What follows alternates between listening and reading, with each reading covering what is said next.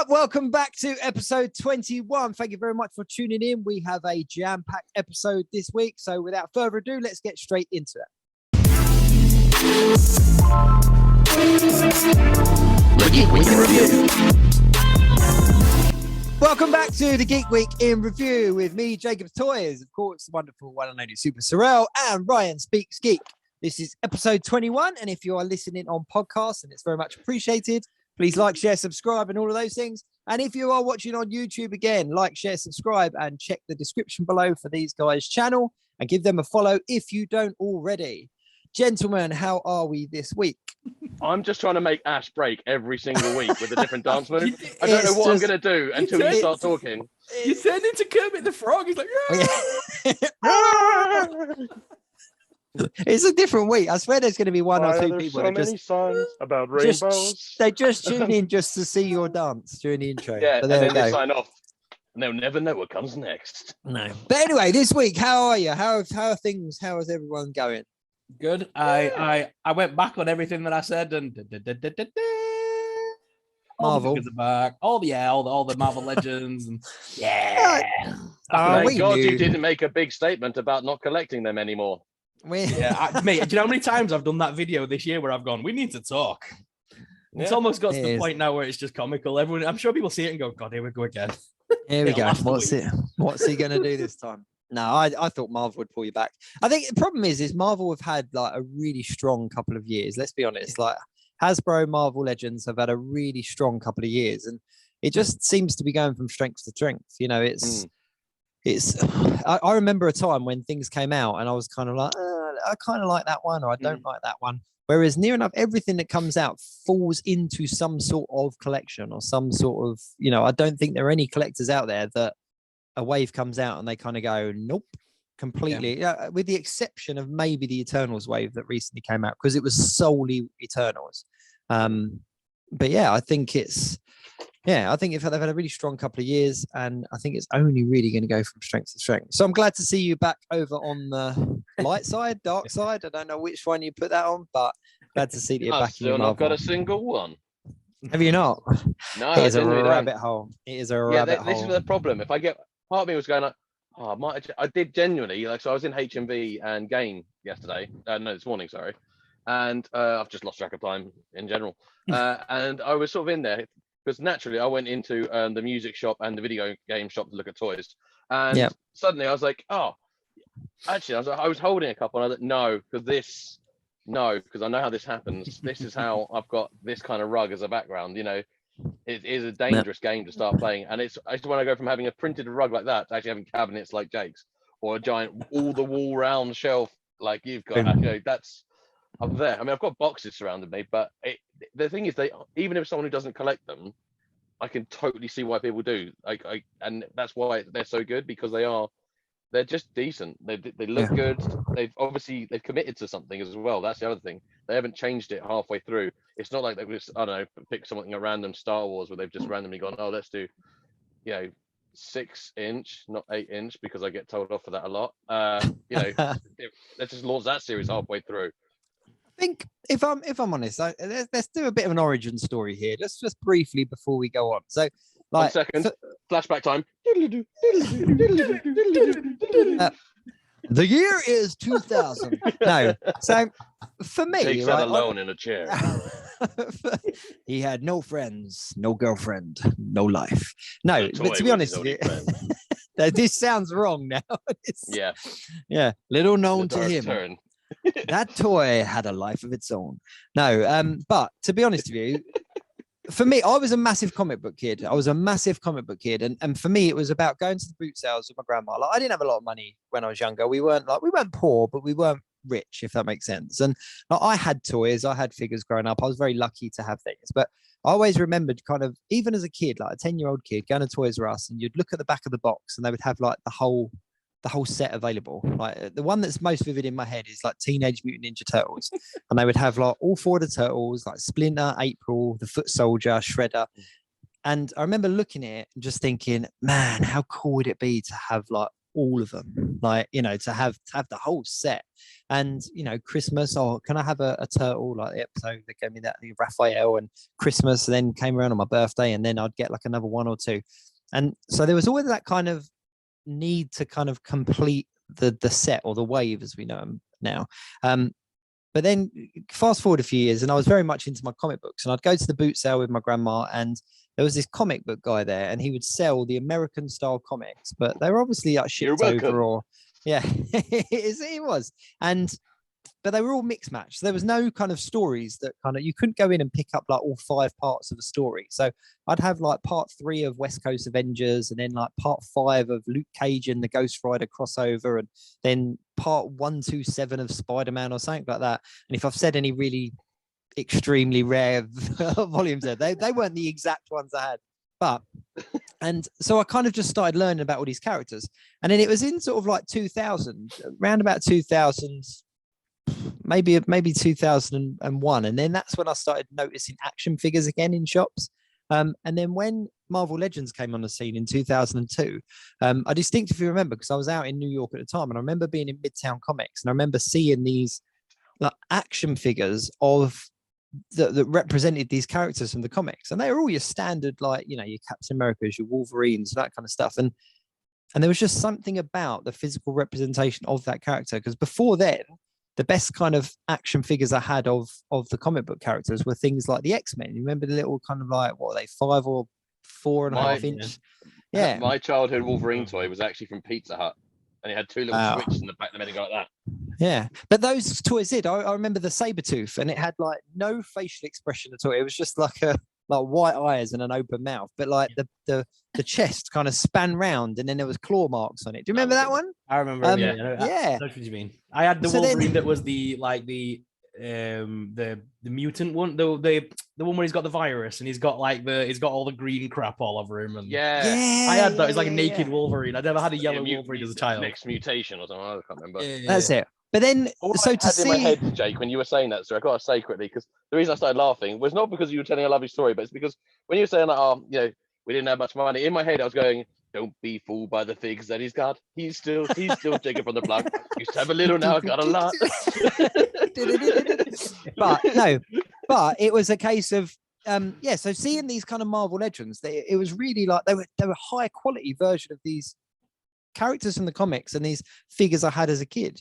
And then all of a sudden they were releasing more, and you could kind of, actually, like Wolverine goes with Cyclops because that's 2 parts of the X-Men. Like maybe they'll do a Rogue or a Storm or something. And then they did, and they kind of built it, and it was a very clever, whether it was intentional or accidental, but it hooked in a certain age bracket of people that were into stuff. And nowadays, like kind of, you know, in the 2021, they're so good at kind of completing teams and releasing waves and giving us these characters, and that's kind of where it came from. So then I became an adult with like adult money, and then it was kind of like, we're going to give you these like 50 figures for like £500.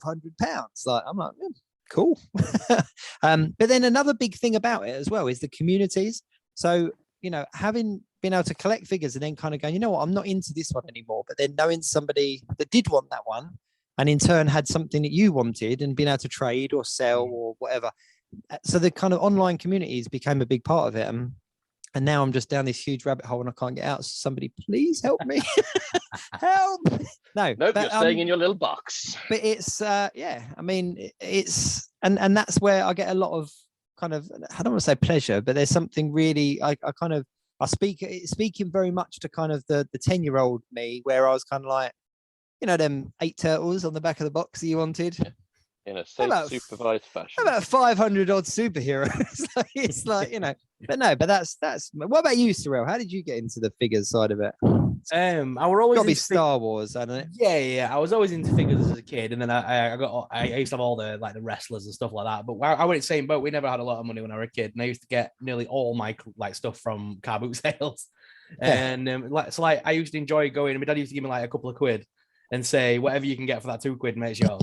So I learned to haggle at everything as a kid. Now we're going around like picking up 20p here, 20p there for figures. And like before I knew where I was, I had a box that was like full of He-Man, Turtles, Biker Mice from Mars. I had literally everything, like 80s and 90s toys, both new and old, all mixed up in this box. But then as I got older, like my parents sold a lot of my toys. I don't have any of my childhood toys. They all got sold on. No, I don't. It wasn't until I got my full-time job, I moved out, I got married, and I was like, I have this excess money now that it just sat there. And it was believe it or not, it was the Force Awakens 2016. And I picked up a 5 POA Boba Fett on cardback. And that was the thing that drew me back in. So I haven't been collecting overly long as an adult, only 2016, only a few years really. But it was when I picked up that Boba Fett and I was like, it drew me back into my childhood of wanting to then collect the rest of them to go with it. Yeah, it's amazing as well. Like, obviously, all disclaimer for any of the groupies, but all 3 of us are married. Like, it's but that was a joke, obviously. But all 3 of us are married, and I find it really funny on the community. To clarify, the joke was not that we're all married. The joke we're not was, all married together. Yeah. Yeah. We all have significant others, but I find we're all in different rooms of the same house. I find as well on the community groups, it's funny because it seems to be, and correct me if I'm wrong, please drop in the comments or anything like that, but it seems to be that people that are kind of married and set up and kind of established don't have issues collecting. Like, I had much bigger issues collecting when I was single and on my own and living on my own. It was a much more, because it was kind of like, do I collect this or, but I think married with children and all the rest of it. And I find it a lot easier to collect now than I did back then. And it seems to be similar on the community groups. So there's kind of people going, oh, how do you do this? But, what if my potential girlfriend finds out, or what if my potential boyfriend finds out? I'm about to say, can you imagine taking a girl into that room that you wanted to try and get with? This one, that's what I'm saying. Mate, imagine, look at my room. Imagine you bring a girl into here. They've been run away. There's a lot of articulation back here. What is it in 50 Shades of Grey? He's got like a playroom or something, hasn't he? Or there's some kind of like, do you want to come into my playroom? It's like, 50 Sheds of Toys instead. Like, okay. X-Men or Spider-Man, which one? But to be honest with you, another thing as well is I've always been very upfront with my collecting and my kind of my geekiness. I've never hidden it.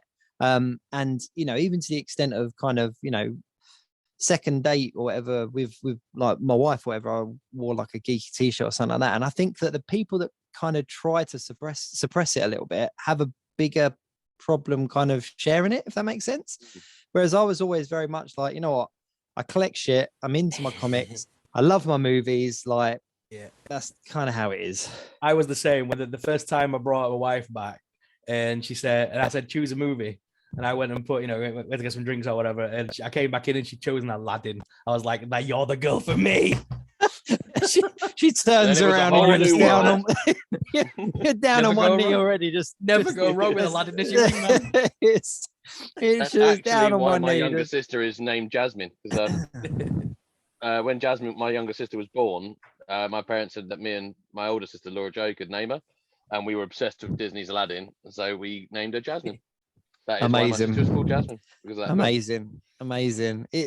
I don't know. But I do think I think that the more, that, and I think today as well, I love having this conversation with my kids because, my kids go into the school playground or whatever, and they're talking to their friend about like the latest trailer or like, this character or, and when What If was on, they were all talking about the episode that was on that before. And there was a part of me that was just like, I love that. I love that.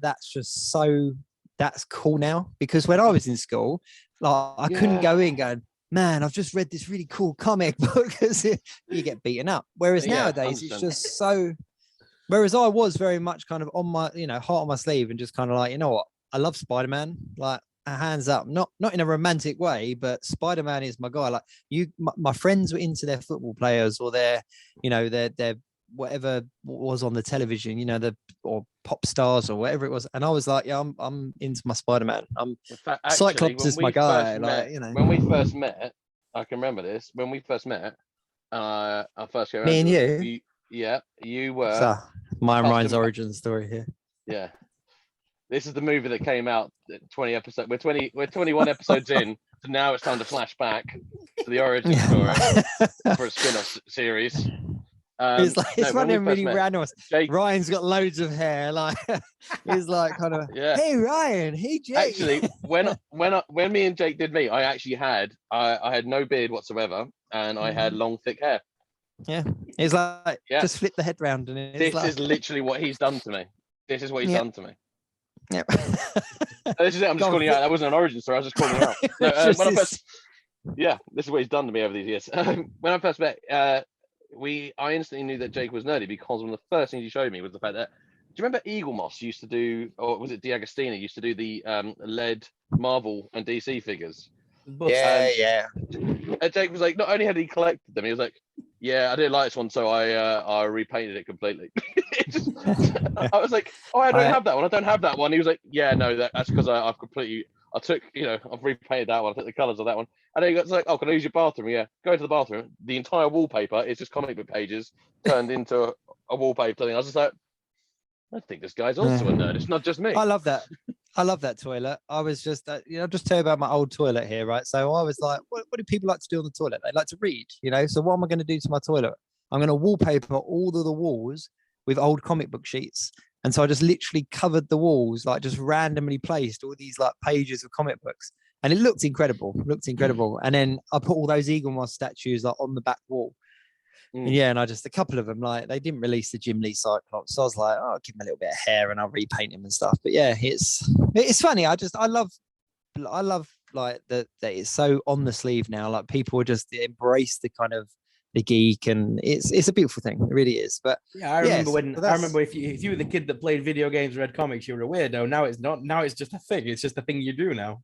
So I never got why when people because I used to be the one that was there because I had Star Wars wallpaper quite a few years, and it was balls to the wall awesome. And I had all my Star Wars stuff around, stuff like that, my Transformers. But that would be sort of the nerdy and weird and like, oh my god, you're so sad. But then I'd go around other people's houses and it'd be like Manchester United football team, like wallpaper, rug, t-shirt, scarf, hat, egg warmer for some reason. Just all these random things. They're going, oh, what's this? It's an albatross, but it's painted in Manu colours. Yeah, sure. And so that's not weird. But me having a Millennium Falcon, that's weird. But okay. But that's the thing is you've got to let everybody enjoy what it is that they like. And like if they're man into football, that's great. That is absolutely fantastic. I'm well up for that. It just started to sound like the end of a Disney episode. X-Men, but it is.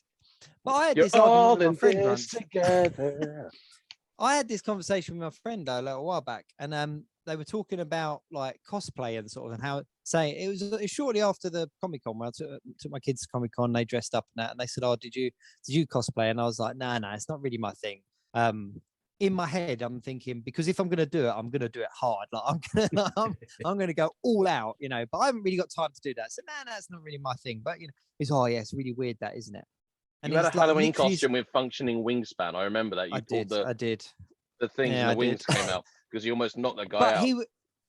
But listen, he was sat there in a football shirt, and I went, "But are you not just cosplaying now?" They were like, "No, this is like my football shirt." I went, "Yeah, but it's got somebody else's name on the back, and it's not a team you play for. So essentially, you are in like a cosplay." And he was like, all right, no, I kind of get that. That's fine. That's cool. Like, so yeah, so each to their own. It's like, I love that. I'm not really part of international rescue. It's a confession. I've come to live with it.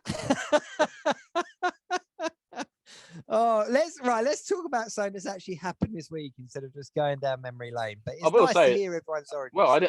I didn't get my origin story about how I collected. I just told part of yours. It's fine, whatever.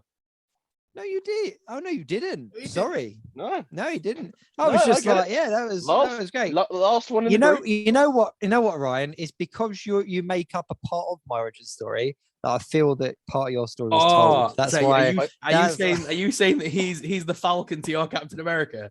He unlocked his origin story at 1,000 subscribers. Is that what we're saying? Yeah.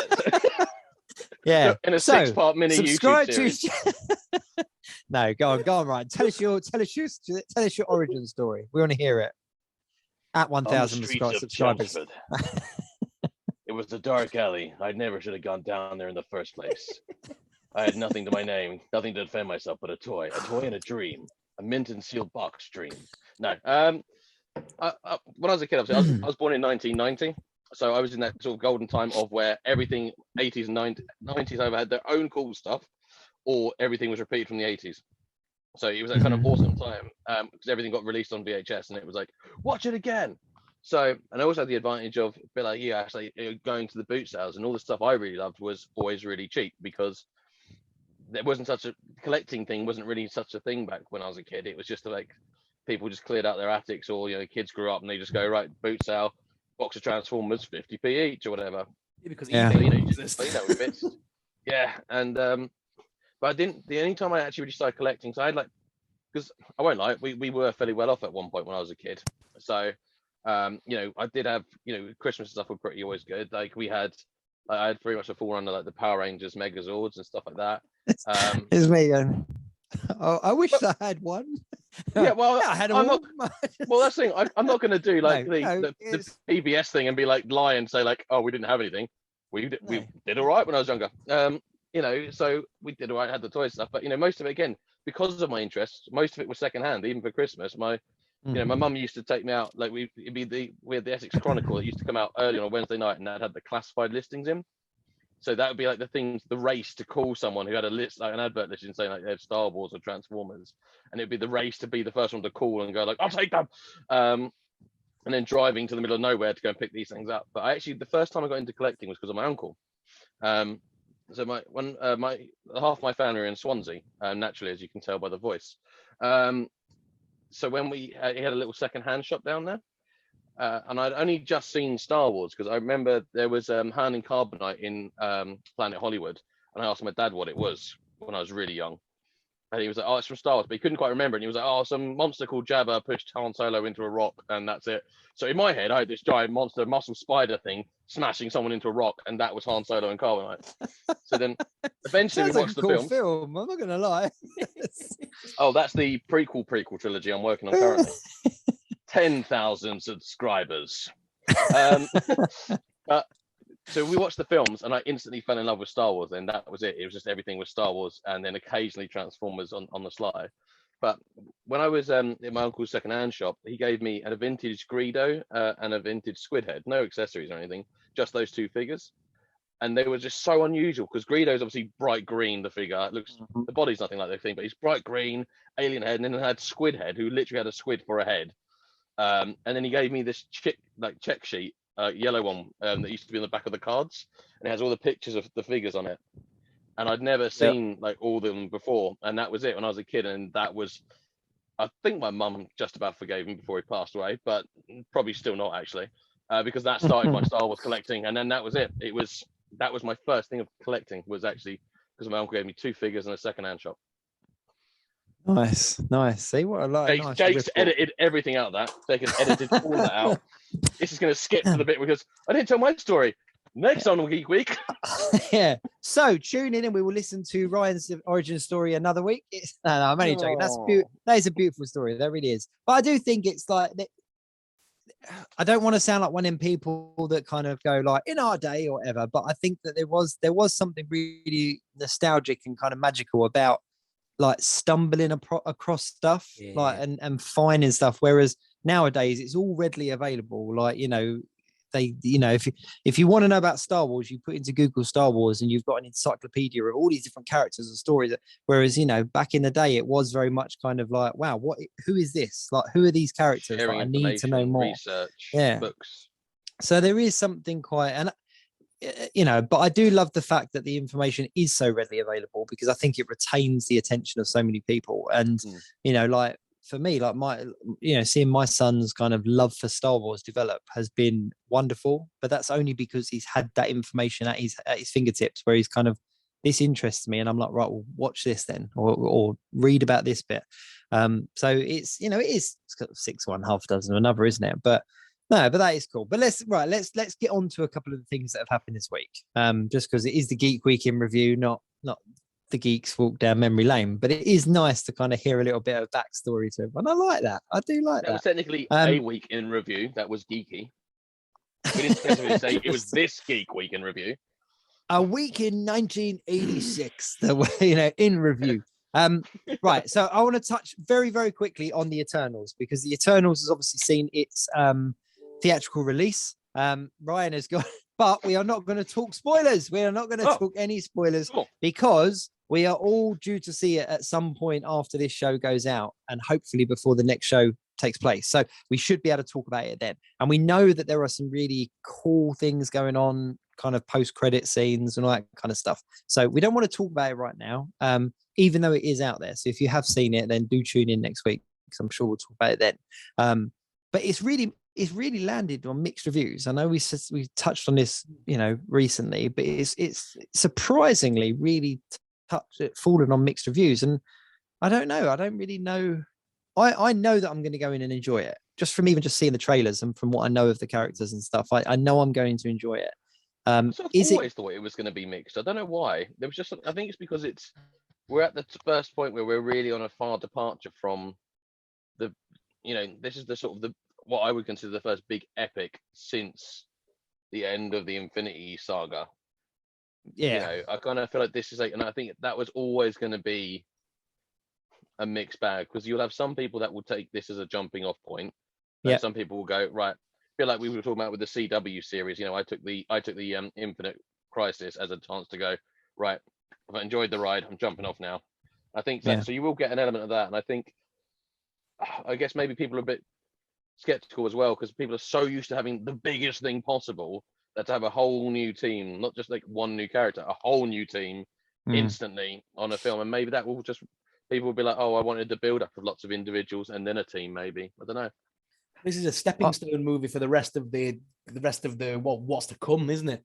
This is the start of the next sort of galactic sort of epic going forward. This is going to be the narration of where we're going forward after this point. Yeah, so it's a movie you've got to see, because you've got to, if you don't see it, they're going to refer to something back to this later, and we should have no clues. You got to watch it to understand the future films. I honestly think, and I hate gatekeepers. I hate the kind of like, oh, you should know everything about something before you talk about it. I hate that kind of, but I honestly think that the characters in this and the stories that they're telling here, they're not mainstream characters. If you think of all of that kind of phase 1, 2, 3, 4, or whatever, it's all Captain America, Iron Man, Thor, Spider-Man, like all of those Black Panther, like that. No, but see, Guardians kind of falls in a grey area, and I'll get to that in a minute. Because I was going to speak about the Guardians, but if you think about everybody else that we've seen so far, they're all big names, and they're all characters that kind of very easily kind of became popular characters. Whereas if you look at everybody that we've had now, apart from Black Widow film, because obviously that was kind of a prequel, wasn't it? It was like a callback. But like, you look at the like Shang-Chi, you look at Eternals, they're very much.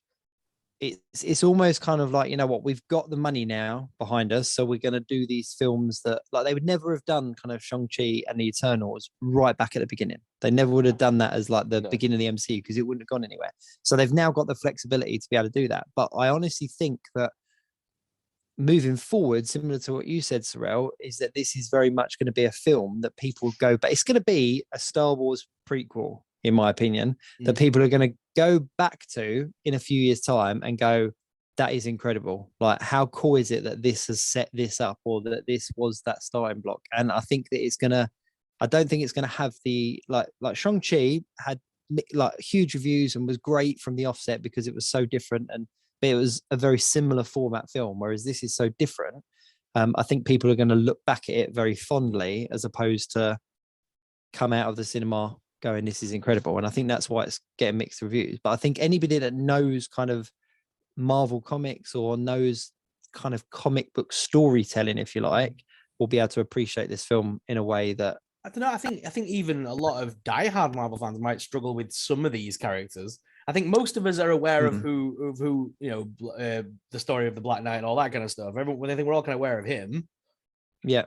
Other than that, I'm like, because I thought I knew a lot about Marvel, and then I'm thinking now, I'm like, I don't know any of them other people. No, the Eternals, I don't really know anything about Eternals, I'll be honest. No, in the comic books, they're a very like they're not a big mainstream. They're very much a pocket kind of thing, very similar to what we got. Yeah, but it's weird to get it now, because in the comic books, didn't this set up the start of like the Infinity War, the Infinity Stones, the Guardians of the Infinity Stones? Didn't that set up all of that back in the day? Yeah, because essentially, like, Thanos' parents were like Eternals, or one of his parents was like, it's all very tied in. But Well, similar, this is Thanos where I is was an gonna eternal. That's because Thanos is a celestial. He's got the blood of of those things that they're fighting in this film, isn't it? He's got the blood of Yeah. I don't know what they're calling him in the MCU. Deviants. The deviants. He's got the blood Yeah. of a deviant in him, hasn't he? And he's like a half breed Yeah. or something. He's like a mongrel. He's Yeah. just like a mix of them both. But this is That's where I why was he going looks to so call back different to from the his brother. Guardians. Yeah. Sorry, go on. I was going to If call smoke back to the starts Guardians. coming out here, it's because I have tried to follow everything that was just said, and I think I got some things confused. Because Guardians of the Eternals, is that now a thing? No, Guardians of the Galaxy. This is where I was going to pull back to Guardians of the Galaxy. Now, I honestly believe that if they had tried to do Guardians of the Galaxy in a different part of the timeline than where they did it, I don't think it would have been received as well. I think, for example, if they had done Guardians now after they'd kind of concluded the big named stories, I think a lot of people would be going like, well, why are you trying to reinvent the wheel? Why are you trying to do it again, sort of thing? But I think that they kind of introduce us the same as I think if they dropped the Eternals film in the middle of like between phase 2 and 3 or something like that, it would have been a lot better received, or a lot kind of people would have kind of got behind it a lot more. That's just my opinion. Because Guardians were not and I'll put my hand up, even knowing what I knew about Guardians, when they announced the Guardians of the Galaxy film, I was kind of like, no thanks. Like I knew Rocket Raccoon, and that give me anyone. Yeah, well, I was just how are they going to do a tree and a raccoon convincingly in a film like that? Well, I just remember Star-Lord and just thinking how, like, I'm not a massive fan of his comic book look. I think it's a very kind of comic book spaceman look. Like, it's kind of like, and I just remember thinking this is going to look rubbish on film. But then when they gave him that kind of edgy 80s vibe or 70s vibe, then it was kind of like, wow, this is cool. Like this works. And yeah, I'm a massive Guardians fan. Speaking of which, Guardians of the Galaxy game came out, and that has, the reviews have just blown it away. Like it's supposedly one of the best games. Like, can I quickly say one more thing about the Eternals before we jump onto the game? Yeah, go. It's a bit of praise for Disney, because Disney have done something that a lot of the other companies in the film industry haven't done. They've really stuck by not editing out the gay characters or the gay kiss that's in this film. There's a lot of countries that have been asked for a version of the Eternals with it basically censored, so it doesn't have the sort of the gay romance in it or any of the gay kiss and everything. And Disney have just said, no, we're not editing it. And I think that's pretty praiseworthy, and that's actually quite nice for Shane, because they've been criticised a lot for editing before sending overseas in the past, but actually they've really sort of stuck their ground there. I think that is actually something that's a really good sign for the film industry. Just saying. Well, what I thought was really clever about it as well is that there wasn't kind of a this is why this, or it was just established. He's just established. He's in a relationship. They have a child. Like, it's just this is who he is, as opposed to, like, there's no way of kind of editing that out. Do you know what I mean? It's always kind of them just going, this is who he is, like, fucking deal with it. Do you know what I mean? And it's just kind of look out your window, like, this is a reflection of the world outside. And I think that was a really clever move. I think that's really, but there's so many little let's talk about it when we've seen it, because there are so many little bits about it that I know that I absolutely love, and I'm trying not to say anything too spoilery, because Ryan will just log off and we won't speak. Ryan just disappeared from him. Yeah, no, he's just there he is. But Guardians of the Galaxy game, so that's been released, and supposedly it is insanely good. Have either of you gents picked it up? I've got it. Yeah, I've played it. It's brilliant. Hey, is it? It's like I've listened to podcasts, I've listened to reviews, and it just looks brilliant. Characters will do better depending on how you speak to them, how you act with them, and if you help them do their certain like activities or missions or do it their way or whatever, they'll respond to you differently. And if you've got it right at certain points, like in a boss fight, it'll start doing the 80s soundtrack will come on, the do, and they start like going in slow motion where like Rocket Raccoon will blast himself into the air and start firing. Star-Lord will be spinning around him doing something, and they all like synchronize, like fighting together. Just like they do in the films, it does that whole sort of like slow motion. It's awesome with like a good soundtrack to it. It's a brilliant open world, or like it's very linear. It's very it's very old school game. I like the fact that like you only get to play Star-Lord, because originally I was bummed about that because I wanted to play as Rocket or Groot, but no, you take on Star-Lord, you are Star-Lord, and you basically are the commander of the ship, and you have to make sure that like all the members of the Guardians are all like happy with you and things like that. It's a very cool game. It reminds me a lot of like Mass Effect, but just without the open world bit. Okay. Saying that I heard about it, I read about it. Actually, I heard about it in one of the podcasts, and is that all of the characters are mocapped. They're not CGI, like they're actors have played even down to the dog, even down to Cosmo. He's like, even there's a mocap. There's a video on the internet if you go and look at it, and like even that they've done a mocap suit. There's a lot of dog videos on the internet, Jake. Yeah, there are a lot of dogs. But just type in Guardians of the Galaxy mocap suit dog, like. But it's just, and so much attention to details gone into it that it's supposedly just beautiful to look at, and that to me that really makes or break a game if I can kind of really submerge myself in it and disappear into it. So I am 100% picking it up. I still have to finish Miles Morales. I'm well behind on that, and I always say to myself that I won't. I'll be honest. I always say to myself, I'm not going to get the next game I want until I've completed the one that I'm on. And the last one I had was Avengers, and that kind of did suck a little bit. So I did kind of lag on it. And so I was late getting Miles Morales, and so therefore I'm late finishing it. But I'm 100% getting Guardians within the next few weeks. Did you see the secret unlock character though? When Guardians? Yeah. If you complete it in a particular way, you get a secret unlock character. It's really unexpected, and I didn't believe it myself. But as you can see, this is on a computer and on the internet, so it's real. He got it in already. Yeah, Adol makes an appearance. It's weird, yeah. You heard it here first. Totally untrue, but well done, Ryan. You got him in. You got him in. So let's move on to trailers. We had a very, very cool. We had a teaser trailer last time we spoke for Morbius, and then obviously the big trailer dropped. I was blown away. Yeah. I was really excited. I'm not gonna lie. I'm actually more excited for what I think it's going to unlock than I am for the film. If I'm being honest, I am looking forward to the film. Yeah, I'm more excited about the potential it's unlocking. Like we talked about the other week with like Blade and Ghost Rider. Obviously, making apparently there's rumor that the Blade is the new version of Blade's going to make an appearance and stuff like that. And I heard Blade turns up somewhere. Yeah, that's what I've heard. If you know, you know. I'm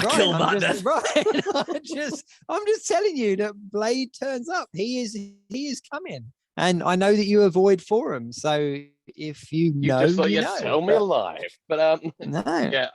But that is Jacob said. I think I'm more excited about what it unlocks for like a darker, like we talked about the other week, the darker side of Marvel coming out, like Marvel After Dark. Actually, no, that sounds really dodgy. I just thought that they really did the character justice. From what I saw in the trailer, it looked like Morbius. Like it felt like Morbius. There was no part of it there where I was kind of, he didn't walk into the sunlight and glisten. It wasn't kind of like, oh man, that's not Morbius. Like it just felt like Morbius, and I can't really word it any other way. But when I was reading comics that had Morbius in, what we saw in the trailer is what was in my head. Does that make sense? Like it's how I kind of saw Morbius. Even what's his name? I'm really bad with actors' names now. Totally gone blank. Who is it? What's his name? Playing Morbius. Jared Leto. Leto. Sorry, I was totally went blank there. But even his like delivery of it, I was kind of like, this is really exciting. But the thing that really got me intrigued is the Spider-Man references. And obviously, I'm sure you're not going to know what I'm going to say, but how it referenced all three Spider-Men. Did you notice that? Yes, it did. So you had murderer one and all that. The murderer thing straight out. Yeah. So for the sake of anyone listening that doesn't know, you see a graffiti image on the wall, which is Tobey Maguire's Spider-Man, and that's where it's got murderer written across the front. You have a shot of the Oscorp building that is from the Andrew Garfield Spider-Man. And then, of course, we saw in the earlier trailer and in this trailer, you see Toomes from Spider-Man Homecoming, the Vulture, which is obviously from the Tom Holland Spider-Man. So we had all three kind of, and if that doesn't tell you that all three of them are showing up in Spider-Man No Way Home, then like, come on, like we've now had 100%. We've now had a Venom reference. Yeah. Oh, and then there was Venom in the as new well. trailer, Yeah. he says, "I'm Venom," and then changes out brilliant, Morbius. wasn't it? Yeah, that was so. Who are you? I am Venom. No, I'm only joking. Like, so I just thought that was brilliant. But that's I got the Morbius thing up on IMDb, and my favorite credit is Tom Forbes as finance bro. I made it, Mom. I'm finance bro Morbius. But what's his name's in it as well from Doctor Who? Matt Smith's in it. Lokius Crown. Yeah, so Loxius. Loxias.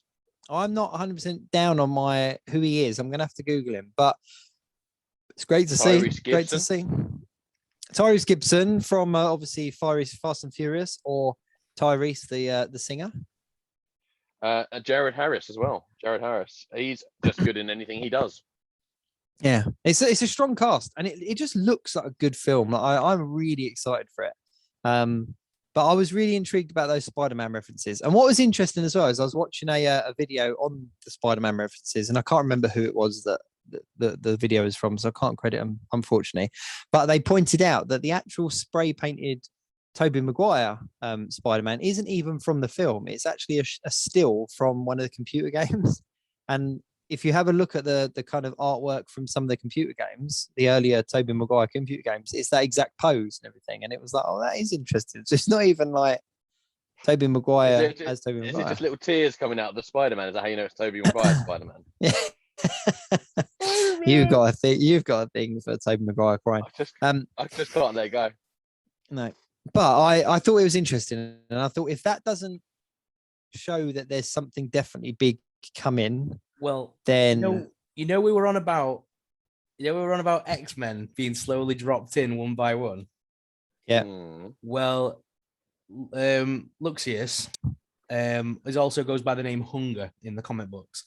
He's actually linked as a Hydra agent who experiments on mutants and like people who are like Morbius, who are like mutated. And he actually has a reference in the comic books where he tries to abduct Spider-Man, Morbius, and Marrow. Oh. To experiment on them. Marrow obviously being one of the Morlocks, they call them.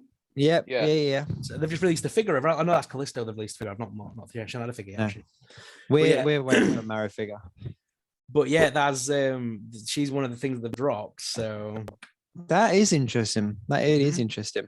But what then I again, also found funny. Then again, I do feel sorry for him because he was meant to be in Star Wars and he got cut. So I mean, he could get cut from this film. You don't know. Yeah, no, that is true. That is true. What is interesting though is that this obviously we got a teaser for this a long time ago. If you think back to when we first got that teaser and we saw Adrian Toomes and there was the kind of whole Vulture reference and everything, and then it just went quiet. It just went quiet, and everyone just accepted that. But then when you look at the references, but they did. But you look at the references of Venom, you look at the references of Spider-Man. It kind of makes sense now that it did kind of disappear for a while. It was almost like we're not really ready for that, so let's just bench it and let's not say anything. Let's just pretend it's not been announced, and people might forget. But I think it's really exciting. I thought it was a brilliant trailer. I'm really excited for it. It's not long to wait either, is it? No. What is it? And there's January? Yeah, January. Yeah. And there's so much going for this film. The fact that Morbius has lots to do with the Vampire Queen, who is Blade's mother. Yeah, that is like a big storyline. There's lots of Spider-Man tie-ins. There's lots of tie-ins with the Punisher as well. Could we see a return of the Punisher in the MCU? That'd be awesome. Possible. There's a lot of storylines that obviously we know we've got Blade coming very soon, and obviously he's a vampire hunter. And Morbius used to be an enemy of Dracula as well. So I mean, could we get a team up to fight maybe Drac? That could be an awesome film. They've done it once before. Cool. They have done the Blade Trinity where they did fight Dracula. So it has been done before. Yeah, I really hope the guy who ended up playing Heatwave in DC's Legends of Tomorrow. It was what's his name from Prison Break, wasn't it? The weirdest choice casting ever. It was. See, I really liked him in Prison Break. I forget the name of the character in Prison Break, but you obviously had Michael Schofield and then his brother, and then the two of them turned up as Captain Cold and Heatwave in DC. It was just this really bizarre kind of twist. But when I think of Morbius as well, like, are you guys familiar with the Marvel Knights Marvel comics? Yeah. So I think very much about them, and that ties in with characters like Blade and Daredevil and Iron Fist and all the kind of things that we've seen on Netflix. Yep. So there is a lot of options now for them to kind of do the Marvel Knights kind of section of the MCU, which I think would be really cool. It'd be a really cool way of bringing that Netflixy era back, if that makes sense. Yep. There's definitely a market for it. I mean, you know, now that you've got Disney Plus and they can see that the show format works, you know, and that they can do it where it still very much links in with the films. I think you're right. I think that's only got to be around the corner, surely. I mean, that's got to be in the next announcements for TV stuff. Bringing it back to like figures and toys, because obviously with Marvel Legends, the only Sony kind of figure we got was Venom. We got a standalone Venom figure, didn't we? So like, it can be done, but obviously there's hoops that they have to jump through to do it. Whereas I'm very much hoping that we get, like, can you imagine a wave post January, so like sort of early January, that has like a Morbius, all three of the Spider-Man figures in it, like, you know, a Green Goblin. Like, can you imagine a Blade? Like, oh, what an amazing kind of make a Sony wave MCU, but like a Sony wave, yeah, like a Sony wave, and then stick a Morbius in there Rhino. As well. Well, what? And a Paul Giamatti builder Rhino, you know, figure that everyone wants. I think that's a red herring. I really do. I think it's a bit of a red herring, because obviously they're talking about Rhino being the sixth member of the Sinister Six, but why would they not show him? But why would they not show him? He's the one that they've got to keep some stuff for the film. They can't show everything. Yeah, but why would they not? I think they want people to think it's that one, and then actually it's going to be something completely different. Would be my thought process. But you imagine being in the kind of room where you kind of make your decisions, and you go, right, we're gonna bring him that, like, Tobey Maguire Green Goblin, you know, like Sandman from the Tobey Maguire films. We're going to bring Electro from the Andrew Garfield films, Dr. Octopus from the Tobey Maguire films, and we're going to bring in Rhino from the Andrew Garfield films. Right, we're going to show 5 of them in the trailer, and we're going to keep one a secret. Who said let's keep Rhino a secret? Like, it's the one that no one cared about. Like, there was no character, like, real development or anything in the film. It was literally at the beginning and the end of the film. They really focused on it in the trailer as well, didn't they? They really kept doing the scene, and it was literally the scene that ended the movie, but they kept playing that in the Andrew Garfield trailer. So, I mean, Paul Giamatti was an odd choice of casting. I mean, I love him. I think he's an amazing actor, but odd choice. And then doing the mech Rhino, I wasn't sure about the mech Rhino suit either. No, it didn't work for me. I hope there's a bit of a alteration. I'd be really disappointed if it was that version, but it was mentioned again in Morbius in the trailer. We had the Daily Bugle with the Daily Bugle thing, didn't we? And it said on it, Rhino on the loose, zoo hoax fools us all. Yeah. So that could be either a red herring that make us all go, ooh, the word Rhino, or doing something there. It also has the Black Cat. Is she a friend or a foe? And obviously Black Cat was a love interest of Morbius. Yeah, she was a love interest of Morbius in the comics. And then obviously Peter Parker as well. Peter Parker and Daredevil. Yeah. But I distinctively remember the storyline where she got in between Peter Parker and MJ, because Spider-Man was having an affair with kind of Black Cat, but Peter Parker was with Mary Jane, and there was that whole kind of love triangle going on. And I just think that would be incredible to, like, there's something I've read about potential post-credit scenes of Spider-Man, and I'm not going to speak about it now, but it ties in so well with the idea of Felicia Hardy and the Black Cat coming into the MCU. Like, I'm very excited. I'm very excited. She's one of my favorites. She's one of mine, and I'm really excited to see her finally in the MCU. But my worry is, what age are they going to put her at? Spider-Man and MJ in our MCU are pretty young at this point. They're still high schoolers. Obviously, Morbius is a middle-aged dude. Yeah, at least the dude in his late 30s, early 40s. If she's gonna be in his film, I would assume she's gonna be of similar age, maybe in her late 20s, early 30s, to be a potential for him. Yeah. It would be weird to have her coming onto a teenager. You know what I mean? Yeah, it would. I can't see them doing that. Unless if Morbius is technically set in the original timeline, the one that Venom is in, because he clearly knows who Venom is. Is he in one of the other Spider-Man timelines? And is she going to be involved maybe with one of the other Spider-Men? That'd be cool. It's just a character that I just think from the comic books, from the computer games, from the TV shows, the cartoons, like she was a character that was so, like, when I think of Spider-Man, like if you say to me like Spider-Man's girlfriend, I instantly think of like red hair and white hair. It's kind of like they're the two, it's that I don't really think of Gwen Stacy. Like she's obviously the earlier love interest, but I think of Black Cat, Mary Jane, like they're the two. And the fact that we've not seen her properly is criminal. It's like I can't wait till we see her, because I also think she's, and sorry to any DC fans out here, but I do prefer the Black Cat over Catwoman. Like I think she's, and they're essentially but they're a very similar, they're cat burglars and they're, they love their feline friends and that kind of stuff. But I just think that there was something a lot cooler about the Black Cat. I'm glad you laughed at that as well, man. Well, they're feline friends. Yeah, I have a 10-year-old brain. Yeah, you're dirty kids, but it's but that is it. I'm trying to keep it wholesome about one of my favorite Marvel characters. But yeah, I just I don't know. I'd really like to see her, but I don't know where I'd put her. Maybe in the next Spider-Man film. Yep. Yeah. Either way, it's gonna be fun. And let's not forget, Morbius did also appear in a lot of X-Men stuff as well, because obviously what his research was, he was researching basically the equivalent of the X gene and stuff like that in the comics. It was the thing that transformed him, because in the film it looks like they've changed his origin slightly.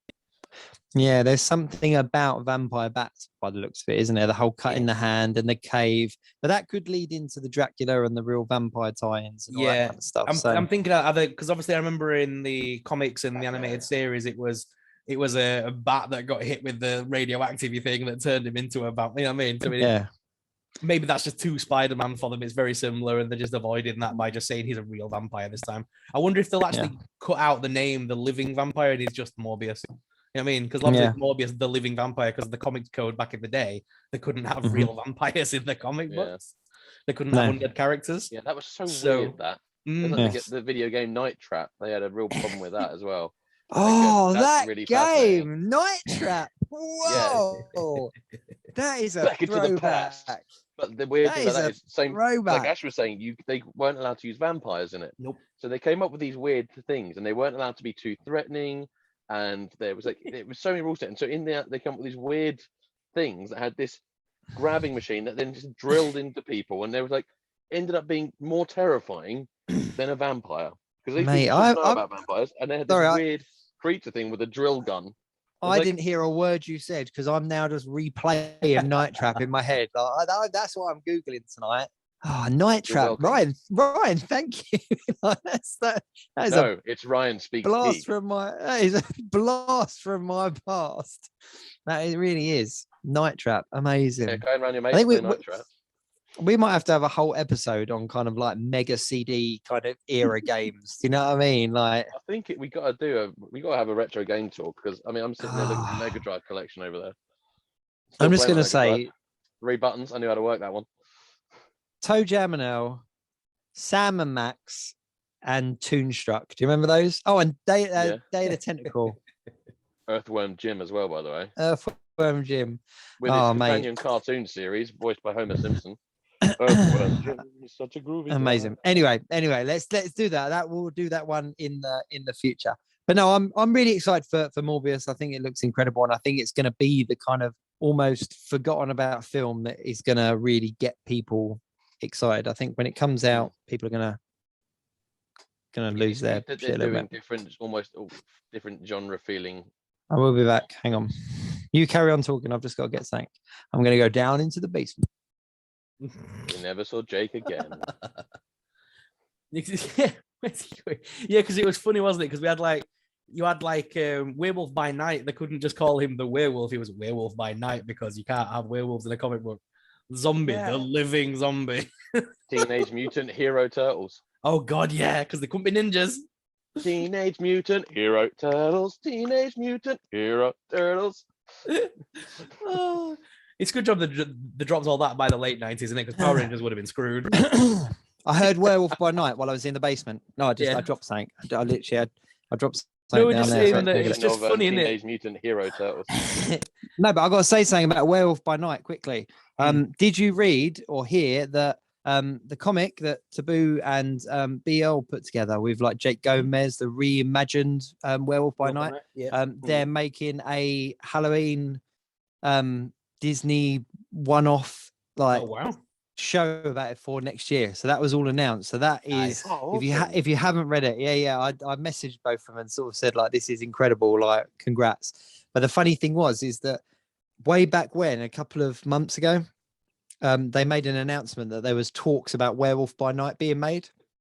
And I spoke to him and I said, like, I really hope this is your version, like, just because I love the comic book and it'd be great to see this in. And I like, fingers crossed. And now I'm thinking, did you know at the time?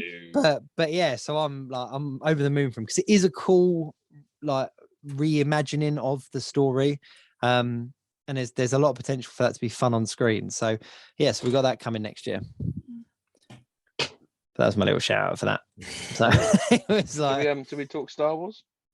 Let's talk a little bit about Star Wars because we've gone through the trailers and I don't think there's a little bit of Stranger Things. A little bit of Stranger Things, I suppose we could talk about towards the end. But let's do Star Wars. There was a few drops of Star Wars, weren't there? So yeah, we had obviously the packaging for the Clone Wars. Like it's the old. I can never pronounce his name. The Clone Wars Jack style. Yeah, the old before the animated ones. Well, these were the cartoon ones, weren't they? But bizarrely, the clone commander Obi-Wan Kenobi that we had was based on that look. It was, wasn't it?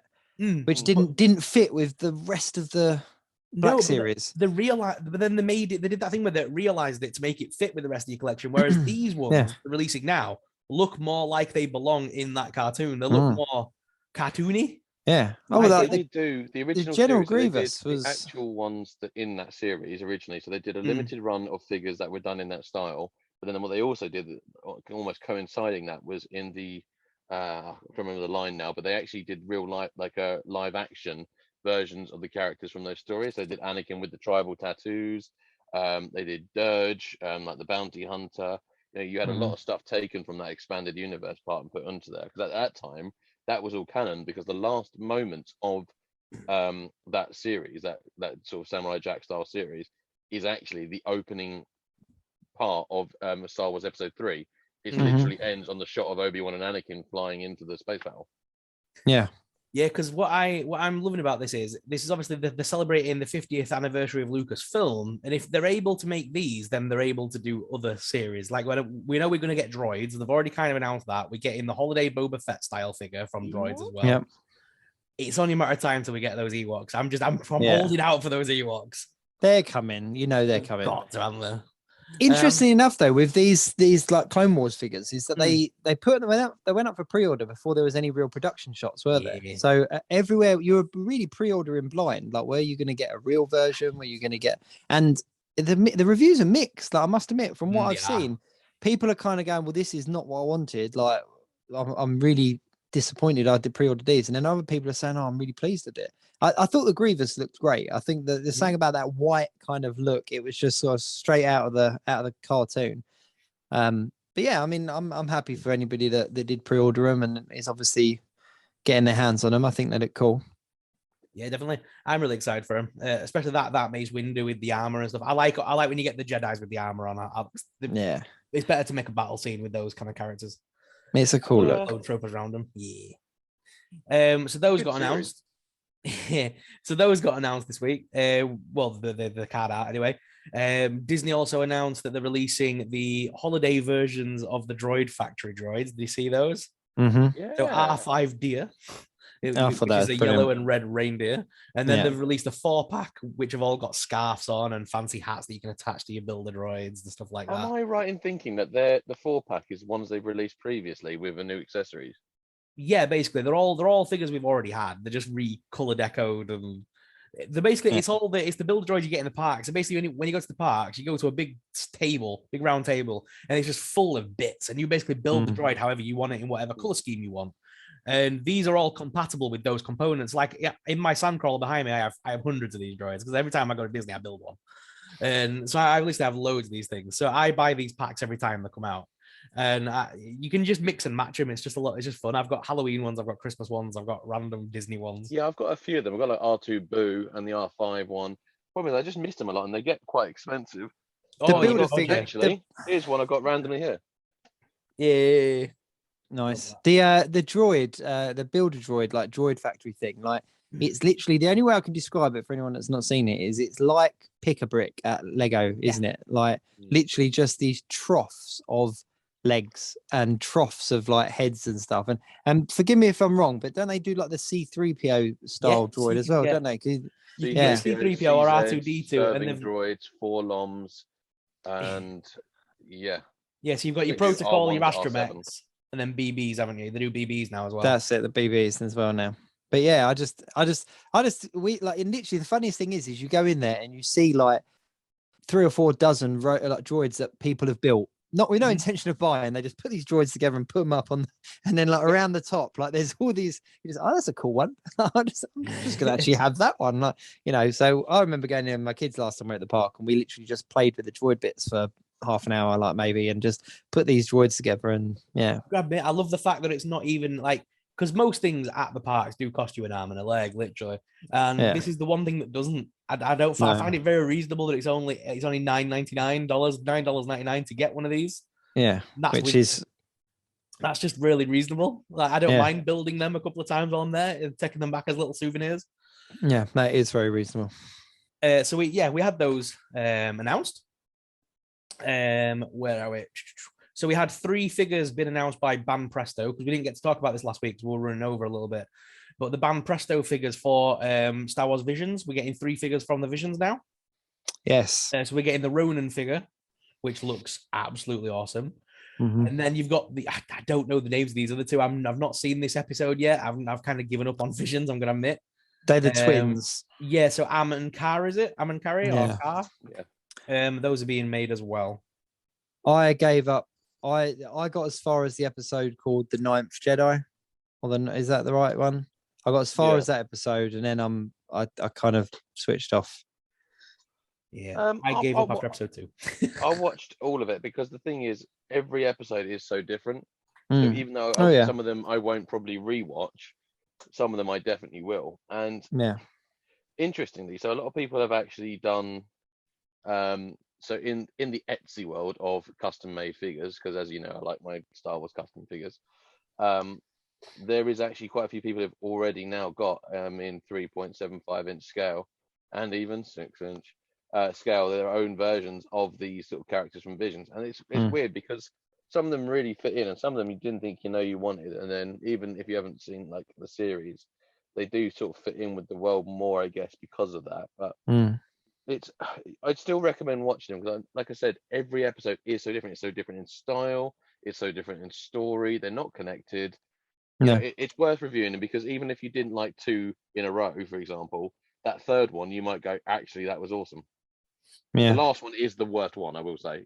I will go back.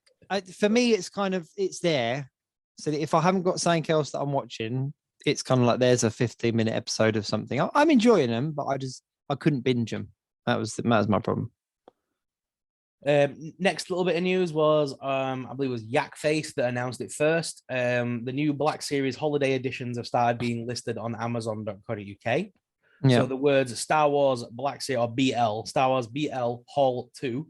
So they're not sure if that means Holiday Wave season like 2, or whether that's figure 2. So we don't know if we're getting multiple or whether it's part of a next wave from last year's wave.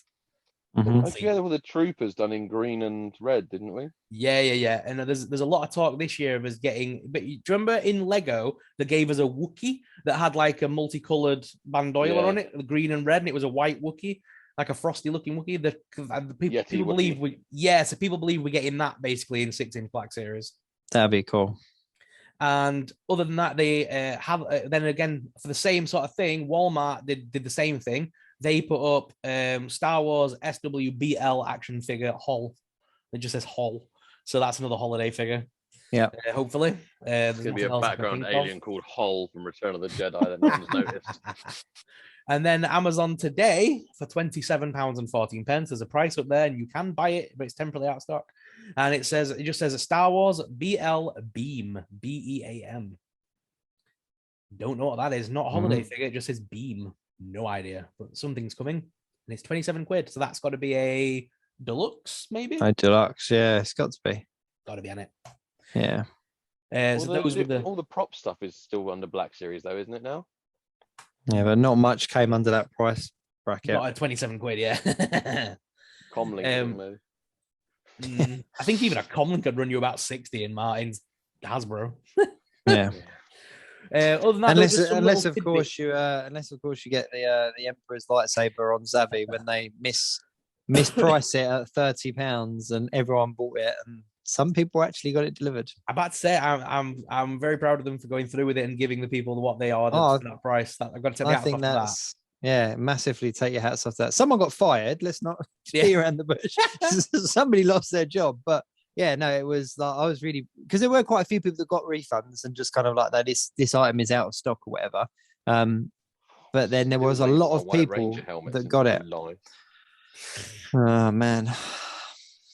So other than that, there are a few little tidbits of news, just Star Warsy to share with you.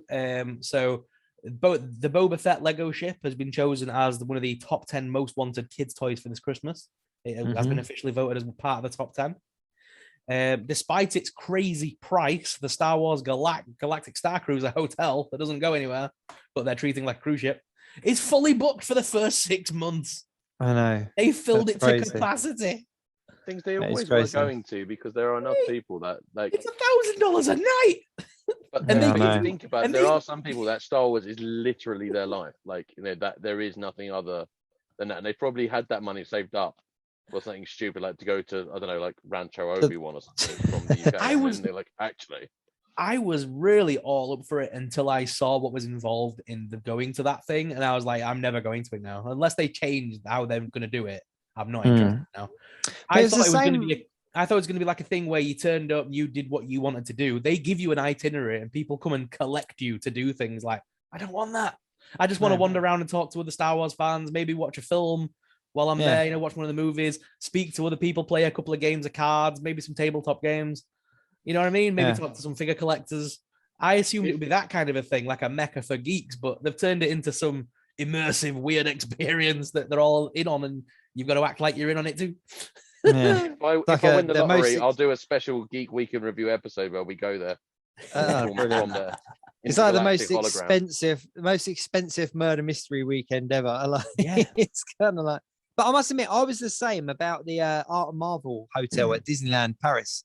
Yeah. So when I heard it was getting announced, I was like, yes, I'm all over this. When we go to Disneyland Paris, this is where we're staying, 100%. And then I was really disappointed to see. I think it's beautiful to look at, but when I looked at the prices compared to what it actually was, it was just essentially like a couple of pictures up in your room of Marvel. I was kind of like, for the money, it's not enough of an immersive experience. It's, So best thing to know about Disneyland Paris is, I'm not sure how many times you've been, but if you want to know, it doesn't matter which hotel you stay at, you can use the amenities at any hotel. So I always stay at Santa Fe, but I'm usually having breakfast in the Disneyland hotel. You know what I mean? So, I mean, pay for the cheap room and then go to the fancy hotel, feed lunches and dinners and go check them out. But I don't need to pay like $400, like €400 a night just to sleep under Spider-Man's picture. No, I do that myself at home. I do that at home for nothing. Thank you very much. But yeah, no, I agree. And other than that, Star Wars Visions, their shorts were submitted for an Academy Award by the Walt Disney Company. So they do like think they're gonna win an award. Yeah, I do think that visually they were very good. They were very good. I can't knock it. What they did, they kind of, I don't want to say they took a risk, but they definitely kind of pushed the boundaries on it, and I think that it paid off. I think that, it's not my cup of tea, but I'm not knocking it for what it is. Do you think a few people are surprised the lack of sort of toy support it's had? I think it's coming. Now doing this thing. It's coming. It's coming.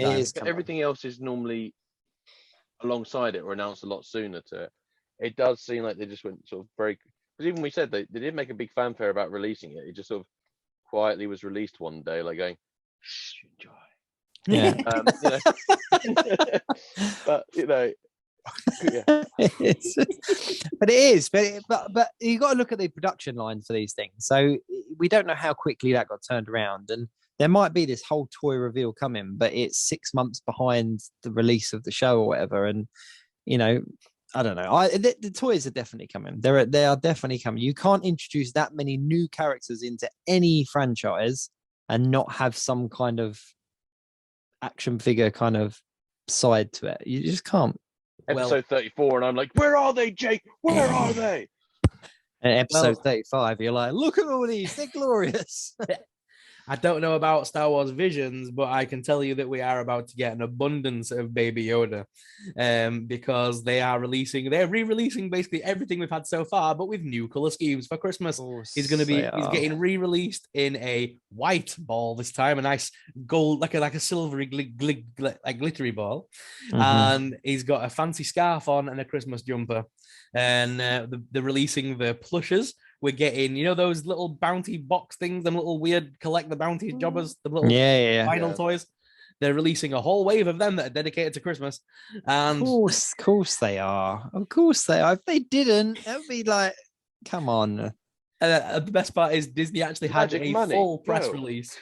Disney had a full press release and a full press conference where they invited a lot of randomly beauty bloggers down to London and Jedi News to go check out the brand new products that are coming out, the Bring Home the Bounty and Disney's Our Family to Yours Christmas ad thing that's coming out. And they just literally showed off an abundance of Baby Yoda. Grogu is basically the cash cow for the Star Wars side of Disney. Let's be honest. But it's because so many, like, it doesn't matter what age you are, he's an instantly recognizable figure. He is the face of Star Wars for so many different age brackets. And if that's the gate in, happy days. Happy days. Like, how many people would you have looked at Stranger? They said to you like 5 years ago and went, one day we're going to make Yoda cute. You're not going to believe me now, but we're going to make Yoda cute. It's Yoda even worse. Everyone wants to hold.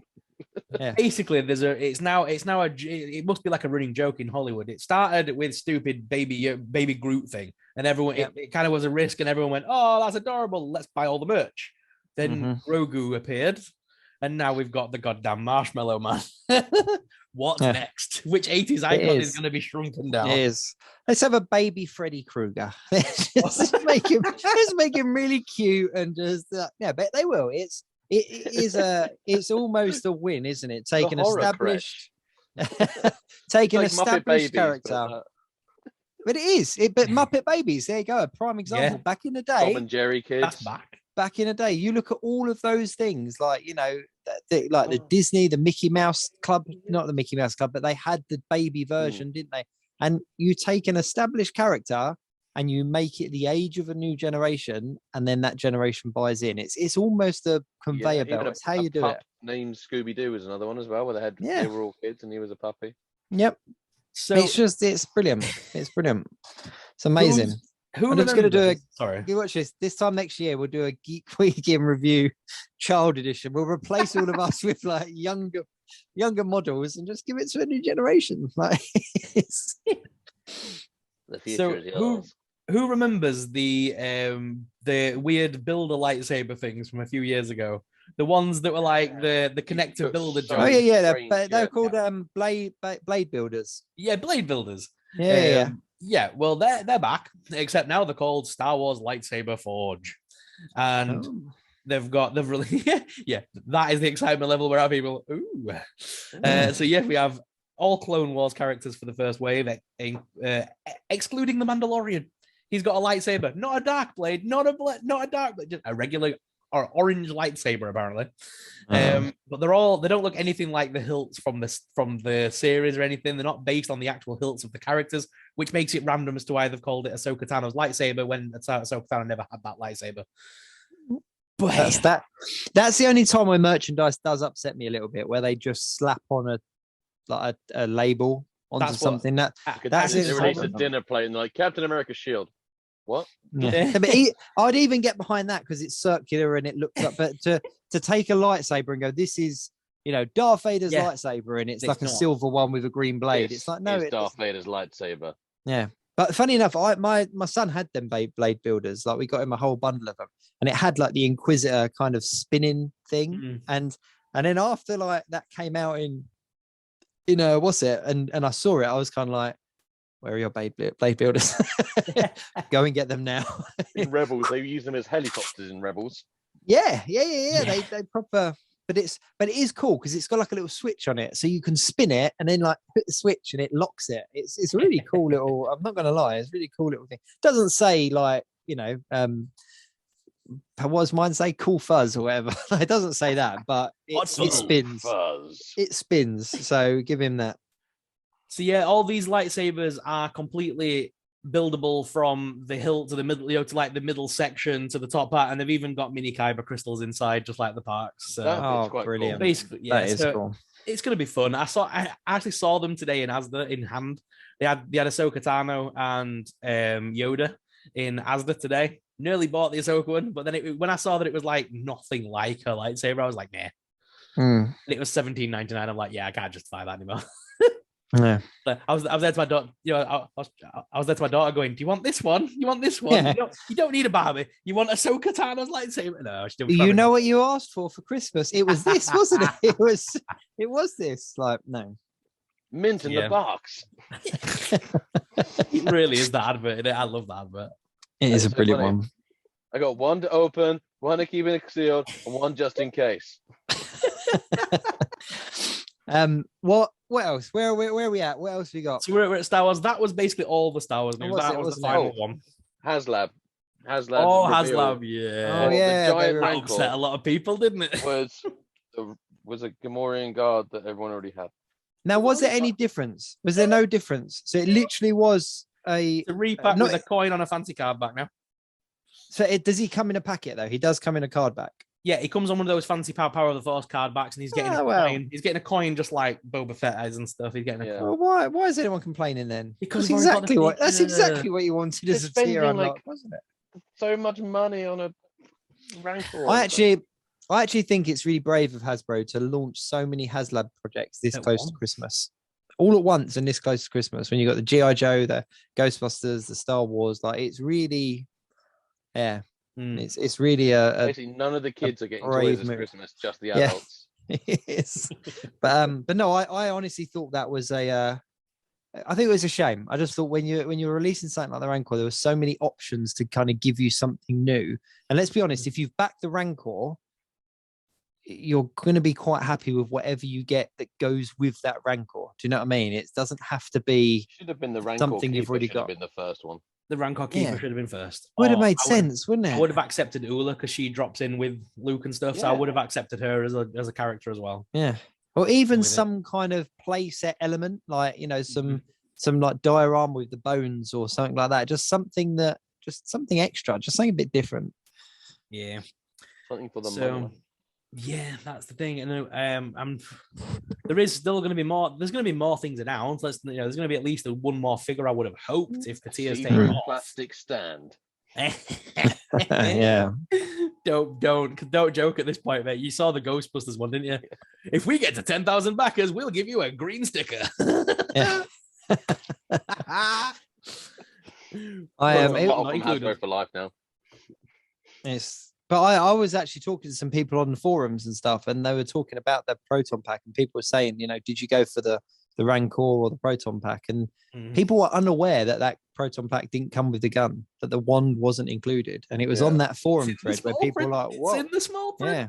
And it was only after we had spoken about it, and I was like, no, I'm pretty sure it doesn't come with it. Like, go check out our show. Like, we talked about it. But I would have been very upset if I had backed it and then realized it didn't come with the gun. Yeah. If I got it on the day, I would have been like, because most people, when it was announced, did that thing we all do where you get your blinkers on and you go, right, pre-order.